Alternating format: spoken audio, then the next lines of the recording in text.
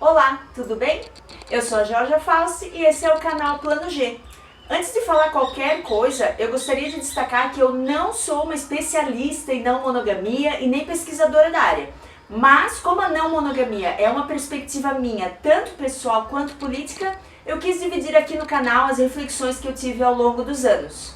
Não é para ser uma cagação de regra para ninguém, mas sim uma intenção de colocar alguns pontos interessantes para reflexão, umas pulguinhas atrás da orelha sobre outras formas de se relacionar que não se limitem ao relacionamento família tradicional brasileiro. Antes de continuarmos, se inscreva no canal, clique no sininho e ative as notificações. Vamos lá?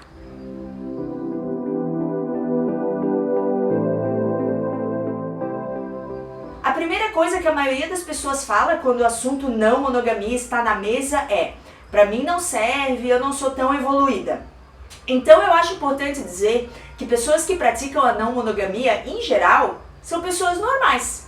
Falando de mim especificamente, eu não sou nenhum ser evoluído, nenhuma criatura esbanjando desapego, ninguém que superou os sentimentos mundanos e está aí borboleteando pelo mundo sem incoerência e sem sofrimento. Apenas que, em algum momento dessa vida, eu comecei a problematizar algumas coisas e principalmente alguns relacionamentos que eu tive no passado e eu decidi tentar novas formas de afeto. A segunda coisa que eu gostaria de dizer é que não existe eu não consigo, eu não sou assim, não é da minha natureza. Muitas vezes essas frases parecem muito mais uma desculpa para nem tentar, ou nem refletir sobre isso, igualzinho as desculpas que as pessoas dão para não se tornarem veganas, não é? É mais uma preguiça, é mais um não quero do que um não consigo de verdade. Eu me sinto bastante repetitiva falando sobre socialização pela milésima vez, mas a monogamia, atenção, cai nesse balaio também. A gente aprende desde sempre, de todas as maneiras possíveis, a acreditar em um padrão, em um ideal, inatingível, óbvio, né? De amor romântico, de tampa da panela, de metade da laranja, de alguém que vai nos completar e nos fazer felizes na saúde e na doença, na riqueza e na pobreza. E parece que nós não existimos por completo, sem alguém para nos trazer essa completude, como se faltasse alguma coisa enquanto essa pessoa não chega. Aparentemente nós não somos seres plenos, nós somos sempre uma metade inacabada esperando aquele pedaço para preencher. É só perceber a velocidade com que novos casais se tornam um item só. Começou a namorar e o namoro em si já vira o centro da vida daquelas duas pessoas, de toda a conversa que se tem, principalmente para a parte feminina do casal. Como é que tá o fulano? Como estão vocês dois? Onde que tá o fulano? Por que você veio sozinha? Isso me irrita em particular, porque mulheres em geral têm tanto assunto para falar sobre tanta coisa que é no mínimo estranho que a coisa mais interessante da vida de uma mulher seja o fato de ela ter um relacionamento, né? Mas as pessoas perguntam sobre isso, número 1, porque isso é importante para a maioria delas e, consequentemente, número 2, só pode ser também extremamente importante para outra pessoa. E, portanto, só se fala sobre isso, somente sobre isso e sobre nada mais além disso. Mas tudo bem, essa receita de sucesso pode até funcionar para algumas pessoas, porém ainda assim eu tenho lá as minhas dúvidas. E tem outro problema. Quando você fala de relacionamento aberto, fechado, ser monogâmico ou não monogâmico, quando você fala que isso é uma questão meramente de opção pessoal e não política, o resultado disso é que nós acabamos simplesmente não problematizando a monogamia compulsória e estrutural, né? Devo destacar. E a gente acaba também não refletindo sobre outras formas de afeto possíveis. E são possíveis sim, porque tem um montão de gente fazendo. O que seria então um relacionamento não monogâmico, afinal? Para começo de conversa, essa resposta pode muito bem durar horas e não é a intenção do vídeo. A verdade é que não existe uma fórmula pronta para o relacionamento não monogâmico, principalmente não da forma que encontramos para os relacionamentos monogâmicos. Mas a grosso modo, eu diria que um relacionamento não monogâmico seria aquele onde não existe a exclusividade total e absoluta entre os parceiros. E o grau de exclusividade ou os acordos que são estabelecidos entre as pessoas que estão nesses relacionamentos são formas igualmente válidas de se relacionar, tão válidas quanto a receita de bolo que é o relacionamento monogâmico tradicional. Existem vários, digamos, subtipos de relacionamentos não monogâmicos, como poliamor, relacionamento livre, relacionamento aberto, enfim, cada um tem a sua definição.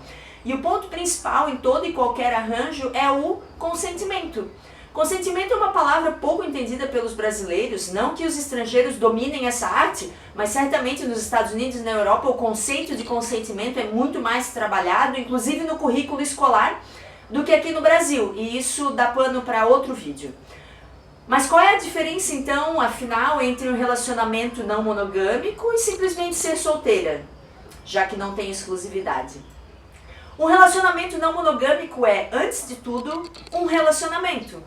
E um relacionamento envolve convivência, pactos, compromissos, amor, planos. Ser solteira e não se comprometer com ninguém é bem diferente. Você é solteira, você sai, fica com alguém, pega o telefone ou não, liga no dia seguinte ou não, etc. Estar num relacionamento é outra situação. Você gosta da pessoa, você quer estar com a pessoa, você se compromete com a pessoa. E a questão é que quando eu falo de compromisso, compromete com a pessoa, eu não estou falando de exclusividade sexual, eu estou falando de compromisso no sentido amplo mesmo. Eu vou me usar como exemplo e obviamente diferentes pessoas vivem experiências diferentes das minhas. Eu mesma vivo diferentes experiências dependendo da fase da minha vida. Às vezes eu estou mais aberta para me apaixonar, em outras épocas eu estou muito mais fechada, que é o caso nessa fase atual da minha vida. Mas em geral, quando eu me apaixono mesmo. Eu quero ver a pessoa, eu quero conviver, eu quero assistir as minhas séries de trash TV com a pessoa, eu quero que a minha demanda emocional seja suprida, claro. Eu quero falar como é que foi meu dia, quero reclamar dos meus cachorros, eu quero saber que se eu precisar, eu posso contar com aquela pessoa. Quero planejar férias juntos, eu quero saber o que a pessoa almoçou, essas coisas do cotidiano, sabe? Coisas que eu não sinto vontade de fazer com aquele cara com quem eu transei uma vez no momento X e eu não sei nem o sobrenome dele. São coisas bem diferentes. Muitas pessoas alegam serem ciumentas demais para isso, mas quem não é? Sei lá, alguns seres iluminados, os aquarianos talvez. Eu sou capricorniana com lua em touro, então isso dispensa explicações, eu não divido nem a minha comida. Então a questão eu acho que não é sentir ou não ciúmes, a questão é o que você faz com esses ciúmes. Falando da minha paixão comida, comida é um objeto, né? É meu, eu comprei, paguei. Eu posso dispor dela conforme eu bem entender. Outro ser humano não. Pode ter ciúme? Pode. Pode limitar a liberdade do outro por causa do teu ciúme? Não pode. E cabe aí abrir aquele parênteses sobre o que é ciúme, né? Ciúme é medo de perder, ou seja, envolve o sentimento de posse, mas vamos falar só do medo de perder por enquanto. Então, você cerceia a liberdade do outro na esperança de que ele não vá transar ou se envolver com mais ninguém, então você está segura. Mas isso é uma grandíssima ilusão porque, bem, ninguém está seguro, nunca. As pessoas que estão conosco, tendo um relacionamento conosco, acredite você ou não, elas podem sim ir embora a qualquer momento. E é um equívoco achar que impedir essa pessoa de transar ou de se relacionar com outra vai mudar alguma coisa. As pessoas que amamos, elas estão vivendo suas vidas, conhecendo outras pessoas o tempo todo, no trabalho, na militância, na academia, na faculdade, no parque. Podem se apaixonar a qualquer momento por outra pessoa ou simplesmente podem deixar de te amar a qualquer momento. Não estou querendo deixar você mais paranoica e ciumenta ainda, a ideia é o contrário. O risco é o mesmo que existe em uma relação não monogâmica e monogâmica. Com diferença que na relação monogâmica você tem essa falsa impressão de segurança. Daí a gente pensa que o problema é facilmente resolvido se nós abrirmos mão da liberdade nossa e dos outros para ter segurança em troca, quando na verdade não tem segurança. Teoria é muito fácil, né? Na prática é um pouco mais difícil e eu concordo. Eu penso que a maioria das pessoas não estão mesmo preparadas para encarar uma relação não monogâmica. Mas calma, isso não é uma ofensa, eu vou tentar me explicar. Existe um roteiro prévio, pré-estabelecido, sobre como um relacionamento padrão deve acontecer.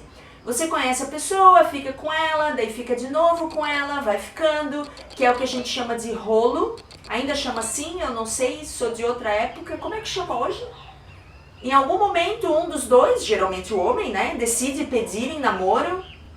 Ainda se pede em namoro? Meu Deus. Eu tô falando de merda lá dos anos 90 em 2020, que ridículo. Não sei se ainda se pede em namoro, mas enfim. Começa-se a namorar. E não se negociam os termos desse namoro, porque todos nós sabemos o que envolve um namoro. Sabemos que a partir disso, ambos supostamente não irão mais sair com outras pessoas, nem se envolver emocionalmente e muito menos sexualmente com outras pessoas. Que pouco tempo depois a gente vai conhecer as famílias um do outro, vamos gradativamente aumentar esse convívio para logo noivar, casar, morar junto, engravidar, enfim. Também existe a versão mais explicitamente doentia, né? Que é assim que o namoro for oficializado, vamos excluir nossos amigos e os nossos ex do Facebook, não vamos mais curtir as fotos de outras pessoas no Insta, mandar coraçãozinho então, nem pensar, não vamos mais sair sozinhos com nossos amigos, não vamos mais ter privacidade no nosso celular. A partir desse pedido de namoro, nós também perdemos um tanto da nossa autonomia, ou toda a nossa autonomia nos casos explicitamente doentios. A gente não pode sair sem avisar o outro, ou mesmo sem pedir permissão nos casos extremos. Não pode viajar, mudar de emprego, pintar o cabelo sem avisar o outro. Enfim, o casal vira uma célula única e basicamente tudo que um faz vai passar pelo escrutínio e pela aprovação do outro. Em graus mais ou menos invasivos, mas sim. A gente sabe o que esperar de um namoro e o que exigir. Se todo mundo sabe a ordem natural das coisas, então nós não precisamos conversar sobre isso, né? Não precisamos conversar sobre nada, porque nós teoricamente sabemos como deve ser um relacionamento. Porque esse relacionamento tradicional é o padrão, ele nos é dado desde que nascemos, ele não precisa ser negociado, os termos dele não precisam ser debatidos nem esclarecidos. Daí que, num relacionamento fechado tradicional, a DR, a discussão de relacionamento, é sempre sinônimo de treta. Porque a DR é aquilo que somente acontece quando um dos dois descumpre uma das regras desse contrato tácito, basicamente. Tipo, por que você curtiu a foto da fulana no Facebook? Ou, você disse que ia voltar para casa às 10 e chegou meia-noite, o que você estava fazendo? Onde você estava? Com quem? Aí o que você vê? Você vê um monte de relacionamentos super complicados, super problemáticos, onde as pessoas se recusam a lidar com as coisas que estão angustiando elas, se recusam a ouvir o outro, porque o outro deveria saber como que é um relacionamento. Então é desnecessário explicar. A gente confia no bom senso do outro, que vai saber que tal e tal coisa não se faz ou não se fala, e aí fica furioso quando essa outra pessoa não tem o tal bom senso de adivinhar como que as coisas devem funcionar. E aí a gente fica aguardando esse tipo de sentimento negativo, esse tipo de mágoa, das coisas não ditas, dos acordos que não foram cumpridos, porque nós não somos capazes de olhar no olho um do outro para falar sobre aquilo que estamos sentindo, porque o outro deveria saber. Eu vejo relacionamentos cheios de mágoas, de ressentimentos e de vingancinhas. Ele não respondeu minha mensagem em 5 minutos, então eu vou ignorá-lo pelo resto do dia. E joguinhos, né? Muitos malditos joguinhos que na real a maioria das pessoas nem sabe jogar direito e vai arriscando. Isso é fórmula de sucesso? Eu não sei. É no mínimo curioso como muitos casais simplesmente não têm interesse genuíno em saber como que o outro está se sentindo, ou como que o outro está pensando em relação ao relacionamento. As pessoas simplesmente parece que presumem as coisas e não estão dispostas a ouvir, perguntar, ter empatia pela pessoa que dizem amar. A ferramenta principal para construir uma relação não monogâmica, e na verdade deveria ser a ferramenta principal para se construir qualquer tipo de relação, inclusive as amizades, é a transparência. Não apenas de atos, mas também de intenções. E isso só vai acontecer mediante um esforço, e eu digo esforço mesmo, conjunto, das duas ou mais pessoas no sentido de se comunicar de maneira genuína e eficaz. A pergunta é, como nós estamos construindo os nossos afetos? Tem uma outra questão que sempre é levantada em relação a esse assunto. Será que as relações libertárias em contextos heteroafetivos beneficiam os homens e prejudicam as mulheres? A maioria dos homens, todo mundo sabe, nunca foi monogâmico no sentido de que a traição masculina sempre foi tolerada e inclusive encorajada, como uma parte importantíssima da masculinidade hegemônica. Volta e meia aparece até algum argumento pseudocientífico dizendo que homens traem por motivo X ou Y, natureza masculina, necessidade biológica de espalhar sementinhas. Como nós, como mulheres, podemos romper com esse processo cultural tão tóxico e psicologicamente danoso? Eu discordo que as mulheres estejam em desvantagem na largada na não monogamia. Eu penso que as relações monogâmicas tradicionais são as que beneficiam muito mais claramente os homens. O homem sempre teve o direito de trair na cara dura, nunca foi morto em defesa da honra. Lembra que mulheres podiam ser mortas pelos maridos em caso de traição? A legítima defesa da honra era um atenuante da pena.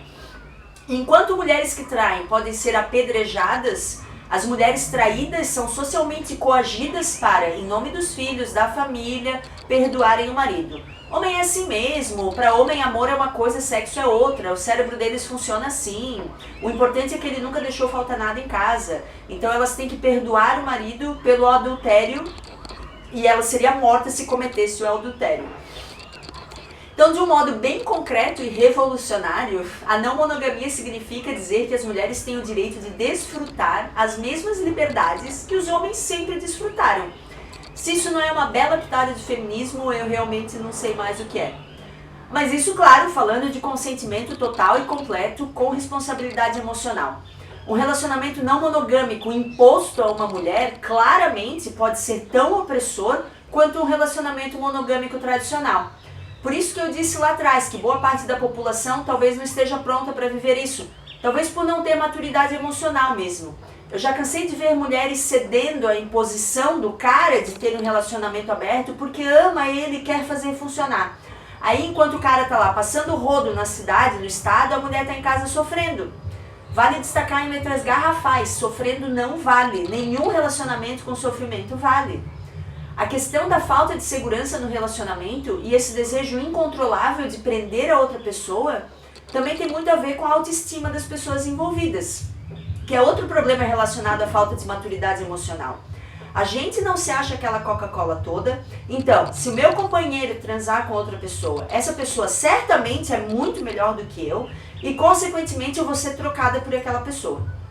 Por outro lado, se a minha autoestima está ok, e se eu confio na reciprocidade do sentimento que nós compartilhamos, se eu boto fé no nosso relacionamento, no nosso carinho, nos nossos planos, então eu também tenho confiança de que a outra pessoa não vai jogar tudo isso fora, tudo que nós construímos somente por causa de uma noite de sexo. E tem mais, não nos esqueçamos, por favor, que um relacionamento é muito mais do que sexo. O meu parceiro pode muito bem transar com alguém que seja muito melhor de cama do que eu e ainda assim querer continuar comigo porque gosta de conversar comigo, gosta de jogar Uno comigo, gosta de dormir de conchinha comigo, porque sente a minha falta, porque valoriza tudo que nós vivemos juntos.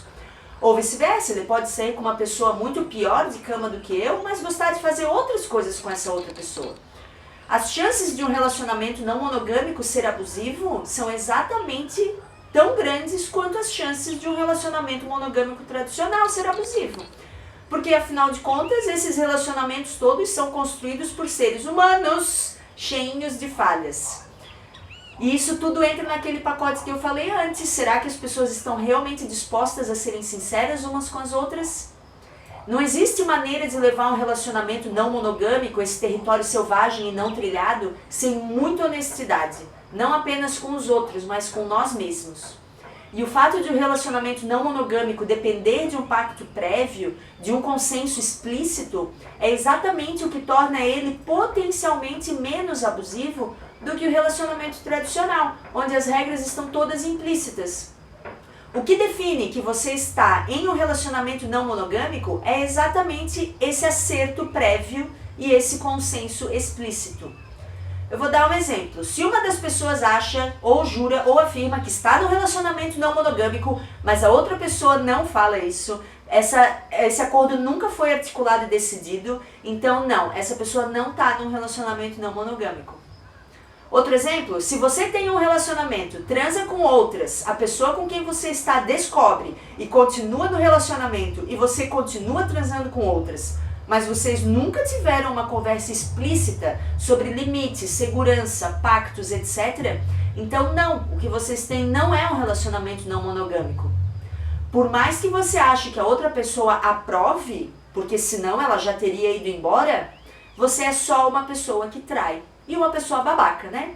E perceba que essa pessoa hipotética desses dois exemplos que eu dei é sempre, 99,9% dos casos, é sempre um homem. Em termos claros, se existe qualquer possibilidade de mal entendido sobre se ambas as pessoas estão em um relacionamento não monogâmico, se existe dúvida, não é um relacionamento não monogâmico. Muito bem, eu acho que é isso por hoje. Eu espero que vocês tenham gostado, que continuem assistindo, comentando, interagindo, seja aqui pelos comentários ou pelo meu Insta que tá aqui na tela.